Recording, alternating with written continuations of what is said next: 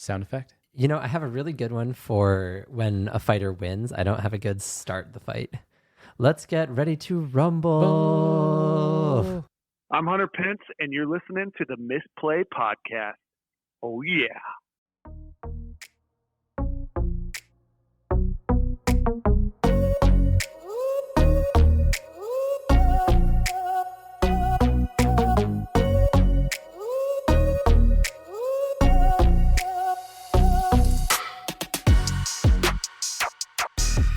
Hello, and welcome to the Misplay, where we use up our armies on a territory that doesn't matter in 8-Minute Empire.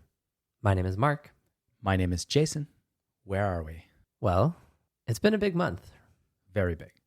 Wait, it's a new month. February was a big month. February was a big month. A lot of it revolved around the opportunity we had to learn from and follow Linus Games and its founder Leone as Biome went to Kickstarter. But before that, we had talked about it was time to build our games. So today, I have Auto Battler for you. Yes. Alpha build, -0.1. He's thinking. I got lost in the math. It's a really early build, right? Yeah. Maybe alpha build? Pre-alpha. Pre-alpha. I like that. So Auto Battler is now named MMA Gauntlet. So an Auto Battler is this digital format game where you assemble a board by selecting units or characters and you add them to your team. And then your team goes and fights another team in a predetermined randomized way. And then you go back and you kind of repeat this cycle of adding pieces to your team and fighting other teams. And eventually you have some metric for how you win. In the game we played, Storybook Brawl, it was you lose all your health. And that was how you were eliminated, and the last person standing wins. So I was like, well, I wanted to make a game that was just mechanic forward, where I didn't really think about how the game feels or the flavor of the game. Though I am really proud of my pictures. I am too. I cheated a little bit. They're stock images from a software I have. Okay.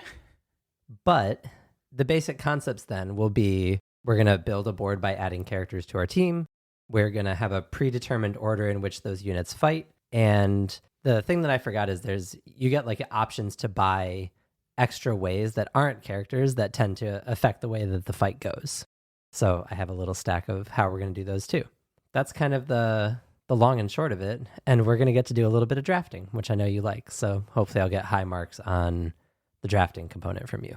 For those of you who are just jumping in, we're picking up from where we were 2 shows ago, where Mark and I had ideas for games, and we both pitched 2 concepts. His was the Auto Battler, mine was a supermarket game. And for the next 2 shows, we're going to be going through those games. And today is just Mark's game. We're going to be going through a playtest of it. I have not played the game yet. This will be my first time playing the game. Before we begin, though, this week's episode is brought to you by Paragon Games. Embark on a thrilling journey with Trade and Triumph. In this strategic resource management card-driven game, you will need to navigate ancient trade routes, outwit rivals, and amass fortune through trade and influence. Join the adventure and transform your trading empire into a legacy of triumph. Trade and Triumph, coming to Kickstarter in early March. You can find more information at playparagongames.com. They have a reel on Instagram, Mark, that I really like that shows the behind-the-scenes process of creating their playing cards, which is something we should be doing more of. So I really like that they have some behind-the-scenes footage. And you can find their Instagram, their Facebook, playparagongames.com. Okay, what are we working on? This is probably our most current, in the moment, what are we working on ever? Because we're starting to think about playtesting and what our playtesting process will look like. And we're about to playtest for the first time a game that we've spent more than 15 minutes building. Are you ready to give it a play? I've been ready. Okay. I feel very strongly that when we playtest, we need to have some kind of metric or something that we're working on or looking for in the playtest. So while we play, I would really appreciate if you think about these 2 things. 1, does the game feel mechanically like an auto battler to you? You've played a handful of them. I've played a handful of them. So I really do want it to feel like that in paper form. And 2, are there enough decisions in the game that make it interesting while you have this automated process for how we play? Okay. That's my lens. So we're going to start with a little draft. 5 cards. I'm going to give you some time to read. Yeah, and I do not know the rules of the game. Mark he's explaining it all. And I should add, like my supermarket game that we're going to play in 2 weeks, we really strip these down. We're pitching the early concept of the games. Okay. So there are 5 cards here. We have a power puncher, a grappler, a volume striker, a power puncher, and a counter puncher. There are 4 categories of unit. Each one has advantage against one other type of unit, and each one is disadvantaged against a type of unit. You can kind of see it on the way that it's lined out with the cards. So, for example, power puncher is advantaged against volume striker and disadvantaged against a counter puncher. They have a number of hit points, which is how much damage they can take, and they have a designation for how much damage they do. So power puncher has 10 hit points and deals a D8 of damage. So you're going to draft 1, I'm going to draft 2, and then you're going to draft 1. But I thought of it this way because it will allow each person to potentially choose into one advantage matchup. Sure. And there's 2 power punchers, so I'm going to take the counter puncher. Okay. Do I grab it? Yeah. Sweet. So now I get to take 2. Also, they're playing with a ball. This is the counter puncher. The software I use is not necessarily made for violence. Okay. It may or may not be an instructional The power software. punchers are really good. I like the volume striker. So I get 2 choices. So I'm going to take grappler for 1 because it'll be advantaged against your Wow, you hosed me. I didn't know you were getting 2 because you could take both of the ones that don't. I thought I said that. I thought you it was totally got me. You said that. Did I set it up badly? Conned. I don't believe that's true. Go back and listen to the audio. I'm pretty sure I said it was 1, 2, and 1. I don't listen very well sometimes. I'm the worst playtester. Okay, I'm going to live in that. I think it'll be fine. Because I am, like, if I take volume striker, I am disadvantaged against the power puncher that you choose. So I'm curious. I do want to force you to take power puncher. Now, yep, you get to pick up your cards. You're going to establish your board face down. So you get to choose which piece fights first. Now, there's not a mat right now. Is there, because I think traditional auto battler, there's like 5 locations. Or 6 locations. There will be 5 locations in this. So how do I? Where everybody will play left to right. Left to right. Okay. And we'll push forward the piece that's playing. Okay. So there will be like an on deck and there will be a in the octagon, so to speak. Okay. I'm trying really hard to stay away from like the flavor pieces, but they're going to creep in. Sure. We're each going to decide which your fighter that fights will fight until they lose. Okay. And then introduce your next fighter. Okay. I establish my row. Jason establishes his row. So now we're going to reveal our first fighter. Power puncher. Push them forward. So I led with volume striker. Volume striker and power puncher go into the octagon in the middle. Yep. Now they're going to fight simultaneously. This is that predetermination, right? Yep. You're advantaged against. Oh no, there's a typo. You're advantaged. It's okay. So your die upgrades. So you're going to upgrade to a D10 from a D8. It's the advantage of power puncher into volume striker. Okay. Oh, I like that. I'm disadvantaged against power puncher, so my even rolls will miss and won't deal damage. So we're going to roll. We roll simultaneously. I rolled a 5. I rolled 7. It's evens that miss. So Jason takes 7 damage. Ooh. And I take 5. So I only have one health left. Yep. You've got 3. We roll again. Roll again. Volume striker is probably too good. I roll a 5. I also rolled a 5. Oh, I needed you to roll an even. Because then yeah. you would have missed, and then I would have. So what happens Interesting, here? though, we both KO. We knock each other out. Yep. There's no carryover. There's no like residual. It's just these 2 are off the board. Yep. Okay. So these clear. There's a draw.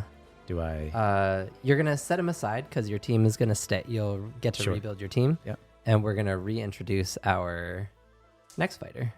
Counterpuncher. And I have grappler. Disadvantage against the grappler. So I'm playing from behind here. Yep. And the advantage for grappler is I get 2 damage rolls to your 1 roll. Wow. Hurts. I'm going to need some help. Oh, I'm going to smash. 1 is not going to do I it. rolled a 7. I rolled a 1. So you take... 7. So yeah, that puts me to take 1 7. HP. I take 1, and then we're going to go again. 6. I like it. 7. So I knock you out. Yep. Grappler wins. Yep. So I Stays have, alive. just like in an auto battler, whoever has a last piece standing Yep. kind of wins that round.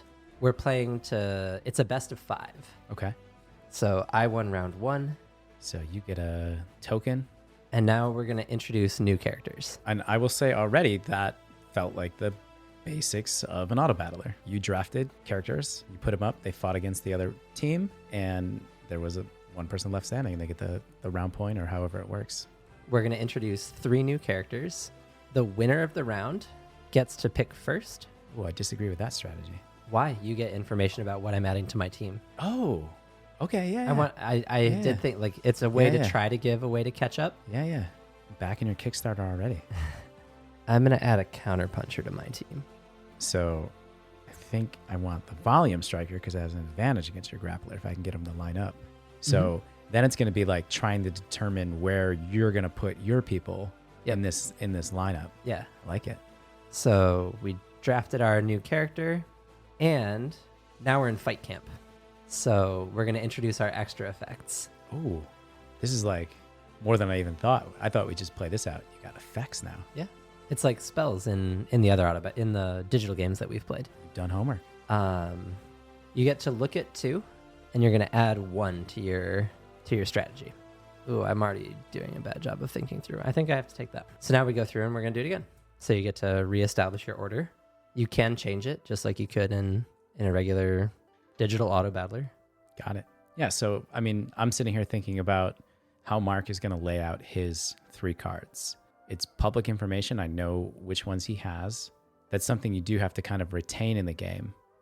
I wonder if there's like in the future, like a tracker, so you don't always have to like juggle it in your head.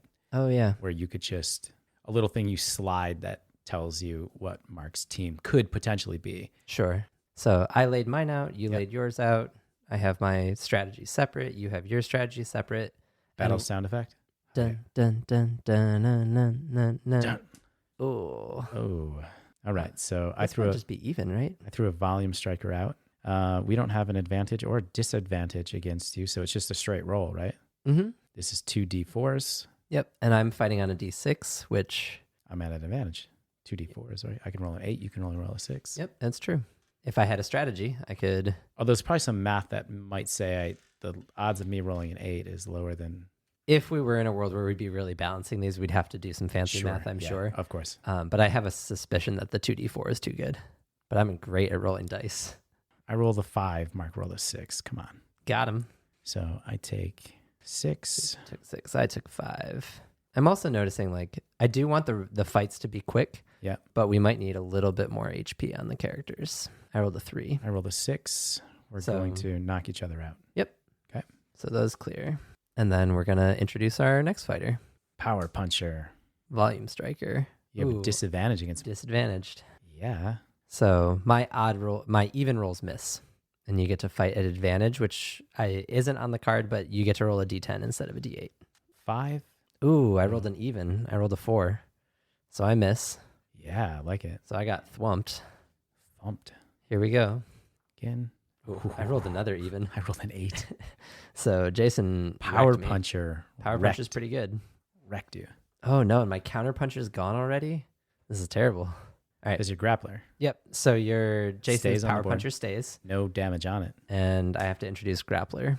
I'm Well- scared. Jason hasn't even used his special effect. I'm in trouble. Yeah, haven't needed it. I rolled a 4. Oh, I rolled a 0. Power puncher's pretty good. That's a kind of- 10. Oh, That's a 10. but I can only roll a... You got a damage upgrade because you're fighting advantaged, right? I'm not fighting an advantage. Oh, sorry. You rolled a d8. Yeah, we got to switch my Jason's die. cheating. Yeah, I still rolled a 4. 5. 5. All right. I took 5 damage. You took 4. Okay. We're going to go again. 3. I also rolled a 3. So, Ooh, all right. nice. I stayed alive. So Jason wins that Round. round. So Jason Yeah. gets a coin. Coin. All right. So So, you get to keep your effect. keep my effect. Everything builds, right? So like Yeah. in an auto battler online, like things scale way more than we're going to be able to account for. Yep. So the way that we're going to scale is essentially you'll just have more options in your bag of tricks. So we're going to introduce 3 new units. Jason picks first because he won. Power Puncher, Counter Puncher, Volume Striker. Mark's got a mix of cards. I'm thinking about what my advantage is that you don't know. So it's like, I want to leave cards out there for you too. Oh, yeah, so that's it's smart. like, I purposely don't pick the card I want you to pick. I'm hoping. Sure. If I take Power Puncher, then you can take Counter Puncher. That gives you an advantage against 2 of my cards. So that's not great. There's a lot to think about for just a few words written on this card in terms of strategy. I'm going to take the Counter Puncher. Fall into my trap. Yeah. Fall into my trap. I don't know. I'm just going to take another Volume Striker. Dun, dun, dun. I think that means I didn't fall into the trap. No, he fell. Mark, cover your ears for a moment. He fell into the trap. Same idea. We're going to get 2 more. We're going to look at 2. We're going to look at 2 camp tactics and get to add 1. But I can only cast 1 per round, right? So this is the one I'm not going to take. 1 per fight. I guess I don't want to randomize my things. I want to. All right. We are strategizing and laying them out. I hope so. I've done a bad job of keeping track of what Jason has. I need the aid. I need the game aid that you were talking about. Yeah. I led with Grappler. Oh, Volume Striker. Oof. So I'm at disadvantage. So I'm going to. I have to roll a d4 instead of a d6. And I get to roll 2 d4s. Oh, you're gonna murder me. Ideally. Because you get to roll 2 rolls to 1 for. So I get to roll 4 d4s? Yeah. So I do think there's a. Yeah, for sure. There's a little bit of imbalance there. I think it's more a question of like how much HP we should be playing with. I do want like you want that feeling of like, oh, I ran into a lopsided matchup.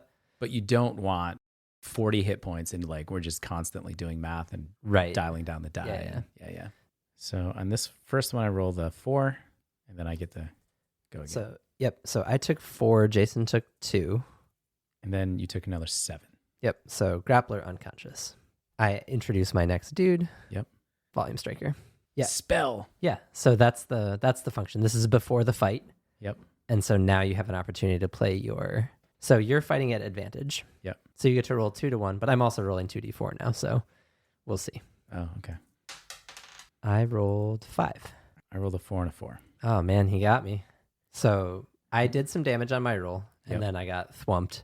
So my Volume Striker is down. Nice. Good use of my spell. Good job, coach. And I have to introduce a new fighter, My Volume Striker's still going. Counterpuncher. I don't have any disadvantage, so I will get through your dude this time. All right, I rolled a 4. I rolled You a 4. My guy's out. Counterpuncher's got a lot of work to do, but I think you have 2 Power Punchers, right? Power Puncher. So I'm advantaged against Power Puncher, so my D6 turns into a D8 from the die upgrade, and you're fighting at disadvantage where your odds miss. 2. All right, I rolled a 7. That's good for I'm you. catching up. I need you to roll a miss. Oh, there it is. I rolled an odd. I got a 2. Power Puncher maybe too good on HP, but HP hasn't seemed like the issue here. I need you to roll a miss again, please. Hey. Ooh, I missed again. Counter Puncher, bringing it back. Counter Puncher. Yeah. Well. All right, I'm using one of my spells. I have Oh, here it comes. Fight Counter Puncher at advantage. Okay. So let's make sure we're rolling the right. So I get to roll a D8 and you're rolling a D6. 6 and a 2. So I take 6. Yep. And my Counter Puncher goes down. Ooh, that's good. He did good work though. Yep. What's my last guy? Power Puncher. Volume It's a Striker. Volume Striker. Mismanaged something in my head. I rolled 2. a 6. Oh, so I'm out. You took 2. It all comes down to this. Oh, I forgot you had a Counter Puncher. So just straight again. Yeah, I actually thought my last one was Power Puncher. I also thought your last one was Power I Puncher. thought I had 2 Power Punchers. I thought so too. Yeah, no, I tricked myself. All right, here we go. 4, all right. I'll I take also it. rolled a 4. Oh, we're going to knock each other out. 2. 3. I didn't knock you out. You Nope. got me. Oh, I got you. Yeah. And they have 8 Nice. hit points. Nice. Volume Striker goes down. So we introduce again 3 characters. And I've got to pick first. I'm going to take the Grappler. I feel like in this situation, it just diversifies my team because your team is relatively spread out as well. It's not one thing. I'm going to take another Volume Striker. We each get to look at 2 of our coaching abilities. Coach, easy decision there. Yeah, it's probably bad for me. We are at the total number of units that we're going to have. Yep. There's 2 rounds where you fight at the full 5 in the game. A little playmat would be nice where they go. Yeah. Like thinking about Yep. if there was a future version of this prototype, having a playmat where you could set them. I like your idea of having a tracker for what your opponent has. It could probably just be on the playmat. You could just put something. That's true if these 4 categories of characters never change, but like if there was a diversity in what kinds of grapplers there were, like if there was a submission artist and if there was a thrower and if there was a wrestler, right, then it becomes a little more complex to track on the tracker. Yeah, you're right. Because again, I did lean into like more simple. I was thinking a much more robust set of characters initially, but I liked your guiding principle of be simple first. Grappler. Let's go. Volume striker. Disadvantage. 2. Those are D4s. I also rolled 2, but I get another roll. You get another roll, yeah. Ooh. 4. And we go again? Yep. 3. That's a 4 and a 3. That'll kill me. All right. How much damage did you do? 3. 3. All right. Da-na-na-na-na-na-na-na. Power puncher. Oof. All right. Now I'm disadvantaged against power puncher. So I roll a D10. But I'm going to go, I fight power puncher at advantage. So my odds will miss, but I get to roll 2 to 1. Okay. Or because it doesn't change for me. I still get to roll my D10. Yeah, nothing changes for you. Okay. I have to think about that because, like, do my evens still miss? Because you're not at disadvantage. Right. You're fighting at advantage, so I don't think you're at a disadvantage. So I should just get to roll 2 to 1. Then am I at advantage, right? I think you still get to keep your advantage because it's like I'm going to get into like the flavor of it, right? Like I trained to fight a power puncher. One of the things that the spell could have been is negates disadvantage. Oh, right. As a spell. Disadvantage. Right. Just ignore. I think that would be clear text because you're right. This is very open-ended. So however you want to play it is, I'm fine with it. Let's play it that we both get to roll with our advantage rule. Okay. And I'd have to, in a future playtest, I'd have to consider more closely, like, what does it mean when you are able to change advantage? Right. All right. Okay. We'll both roll at advantage. So I'm rolling 2 to 1 and you're rolling a D10. 5. I rolled a 6. Oh, but I'm out, so I'm not going to get my extra roll. Oh, I like that. I think that tracks. Yeah. Yeah, you wouldn't get the roll again if you got knocked out. Yep. But you do take 6. Volume Striker did good work. Here comes Volume Striker number 2. Pow. Oh, no. Spells. Now I have to fight at disadvantage because I don't have another thing. My evens miss. 4. I rolled a 3. 4. 3 takes me to 9. As long as I don't miss this time, I'll get through your power puncher. Ooh, 10. 4. You got That's me. an even. Oh.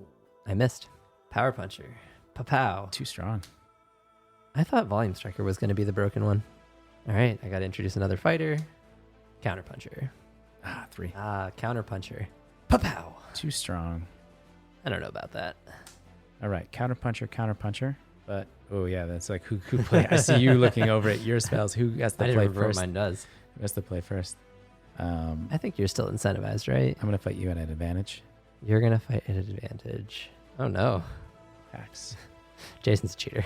He doesn't play enough D&D. 3. All right, I rolled a 5. Dice are confusing. I took 3. Now you roll 2 to 1 though, right? Oh yeah, yep. I get another one. Ouch. 4.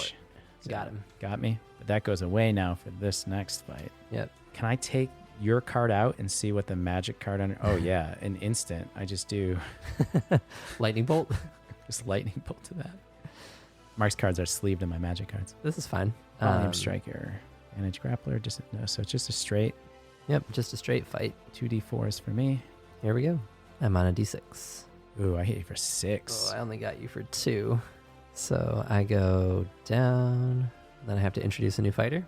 Oh, I get the advantage here. I get a 2 to 1 on these guys. Yep. I'm oh, wow, that's brutal. And I have to damage downgrade. To a d4. Yep. Yeah. It's great. All Love right. this game. I rolled the 3 the first time. I rolled a 1. Still in it. Go to 7. Oh, I can't knock you out, and I definitely go down. 4. I rolled a 2. I go to 5. Yep. And I go down. Volume Striker. Volume Striker. You do not have a Power Puncher. I keep thinking you do. I thought I played most of my game thinking you had two Power Punchers. All right. So we both rolled 2d4s. Yeah. Hit you for 4. I rolled that's a 4 and that's a 2. I rolled 6. You said you hit for 4? Yep. All right. I need to get very lucky. Okay. So I roll a d6. Yep. And I get my 2d4s. I got a chance. 4. I rolled a 5. Oh, gotcha. But I go down. Got him. All right. I'm dead. How'd I do? Does it feel one? Is it mechanically similar enough to an auto battler that it feels like one to you? It is. I think you did a pretty good job of trying to capture an auto battler. I was making decisions in the same way that I would playing an auto battler, thinking about who I'm going to be playing against, how I want to line up my cards. And for me, the hurdle in my head, because we've been playing auto battlers for a while, has always been, but on board, how would you manage all this damage? I think that's the biggest hurdle to that, because the best part about the auto battler, Mark, is auto. Is auto. It does everything for you. You don't have to worry about, tracking damage, because you don't have to manage the math behind it. And I think you did a really good job of that using the dice. I know you talked about wanting to make health maybe a little bit higher. I don't know yet. It's certainly something you would test next, right? You would raise health to see. Now, I will say, when you pulled out dice, I was like, darn, dice adds a lot of RNG to the game. Maybe I have the better team, but I kept rolling a 1 or a 2, and you roll a 6 and you beat me because of that. Catan is a really good example where you can be playing Catan. I love playing Catan. I play it still on Colonist Online. But I will play that game all day. I'll play Catan all day, but 50% of the time, 50% of my day, I'll hate the game. And a lot of that is like, the dice rolls didn't line up in that game. The sample size was so small. But what I'll say is, I didn't feel that at all here. I enjoyed the versatility of switching between the 4-sided die, the 6-sided die, the 8 to 10. I feel like there was enough rolling where, because if we roll one time, totally random, right? Like anything can happen. The more you roll the die, the more it comes into the bell curve. The bell curve. Or your standard distribution, I guess. The dice didn't hold me back, and I thought they were. I'd be really curious. Again, this is literally playtest number one game. I think I would argue that your team was built better, and I think you positioned your team better. Part of the advantage-disadvantage goal was to make more space where, like, you should win your advantaged fights. But you get that little bit of randomness, and I'm dipping in, like, you'll have to indulge me, because the more, like, I worked on this, the more I was like, oh, like, how do I make it, like, nice and flavorful? Like, I'm gonna have names for all of the coaching tactics, like good footwork and takedown defense, and these little pieces that add a little bit of character to the game. But I also wanted to have that element of some, like, your power puncher might be disadvantaged against the counter puncher, but, like, it's still just in MMA land, like, it only takes that one haymaker. And so, like, I do want that feel, and I do think the dice on some level lend itself well to that.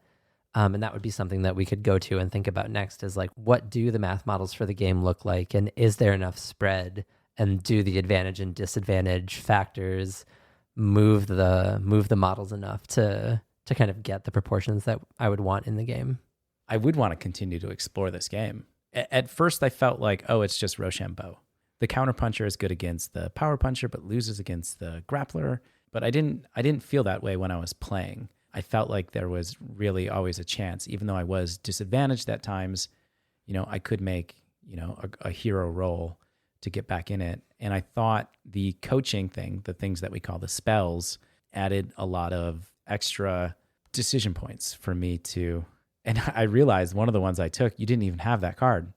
In my head, I tracked it wrong. So one of mine I couldn't even play. Which one did you take? I took Power Puncher, fights at a disadvantage. Oh yeah, I didn't draft a single Power Puncher. But I lost track of that along the way. Mm-hmm. So there was definitely some mental juggling going on playing that game, which I think is good. You want a game that has strategy, right? You don't want to play Candyland. Yeah, I mean, that's a nice segue into the second thing that I asked you to look at. Did you feel like your decisions in the game were meaningful? Yeah. Were they interesting? Were they meaningful? Did they feel like they affected the outcome of the game for you?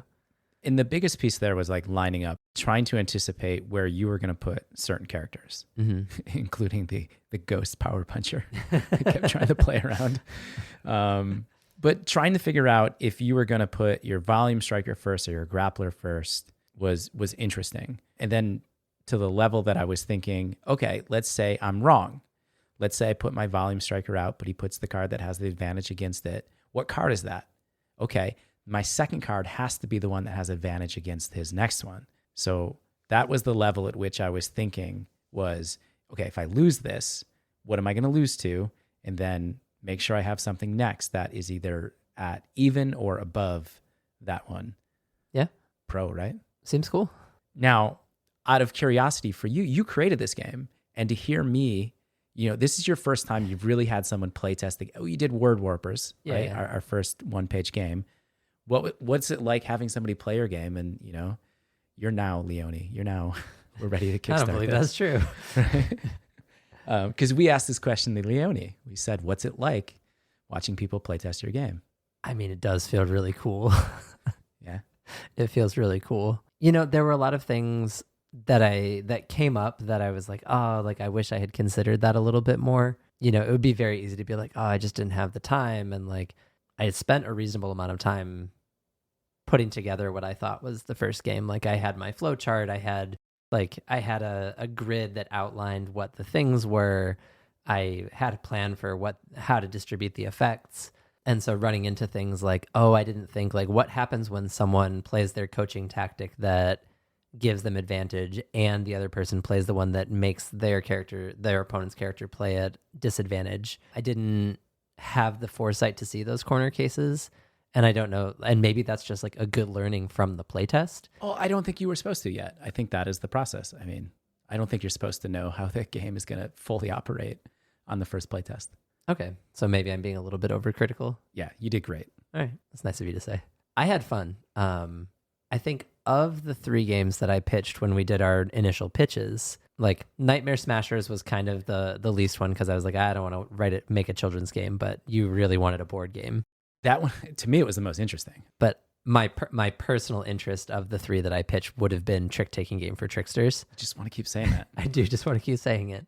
But I like that style of game. And so I was like, Auto Battler will be cool because it's like common interest. And I think it serves the purpose well of being a mechanics first kind of game. But I think I'm pleasantly surprised at what the play experience was like for me personally.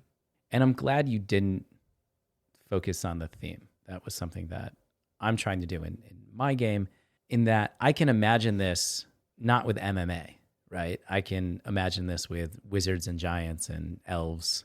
I can imagine this with ocean creatures fighting each other. I can imagine this with space aliens. The concept works for any of those. You could skin this so many different ways, but the mechanic, the thing that you focused on, is the thing that is driving this. And it felt like an auto battler. And that is what we were trying to do with this playtest, was just, let's create something that feels like an auto battler. And as I said, like I would continue exploring this. It's just, even if we don't, because this is the hard part now, right? On the next show, we're going to play my game. We're going to play the supermarket game. And then we're going to think about, okay, we can't make both. Where do we want to go? And I will say, regardless of what we do, exploring the auto battler is like something we should really consider. We should make some pieces for the team. I have the PDF. I can send it to everybody and maybe write write a first pass of the rules. That would actually be really cool if that was a way to print and play this for people. Again, not with any, this is like a polished product, but just, hey, try what Mark and I tried. We'll give you the cards that we used. We'll give you like the base set of rules. Give it a try. How does it feel? Yeah, I'll revise the PDF if there's some typos and things that need to come out, and maybe I'll write a first pass of the rules. Love it. Thank you. Did you have fun? I Yeah. forgot. Like, I feel like that's the question you need to ask at the end of everything, right? Yeah, for sure. For sure, I was having fun. Not even just because I won. And I don't know, like, it's hard to, I'm having fun with the process. There's 2 aspects of this. You and I are into our 5th episode. We started with absolutely nothing in front of us. I'm having fun that We have things in front of us that we're playing a game that you created that is unique. That part is really fun for me. So even if the game wasn't interesting, I'm still having fun. So I do have to kind of like separate that a little bit and say that it really didn't matter to me whether, like, again, whatever's on this card, wasn't a big deal. Could have been a shark fighting a octopus, but I did enjoy the decisions. I did enjoy trying to figure out what you were doing so that I could counter it. Cool. What's next? Well, on the next episode, we are going to be playing Supermarket Game, formerly Checkout. Supermarket Game is all I've come up with so far. I like the name. Supermarket Game. Stuck in line. Oh, you like that? I like that. Pointing at me. I've made all of the wrong decisions in life. I wish I was over there. Oh, God. I wish I was over there. I really like I wish I was over there. So, Supermarket Game, or I wish I was over there. We're going to do the same thing. It's going to be the same type of episode. We are going to talk a little bit about what went into creating the game, and then you and I are going to play it for the first time. I'm stoked. We'll see. Currently, there's no way to win the game. We'll figure it out. Hopefully. The Misplay podcast is brought to you by Mike C., Missy, JP Savard, Parney, Kyle Flowers, Oddjos, Brian. Consider donating at patreon.com/themisplay. If you'd like to become a featured sponsor of the show, find our FAQ in Discord.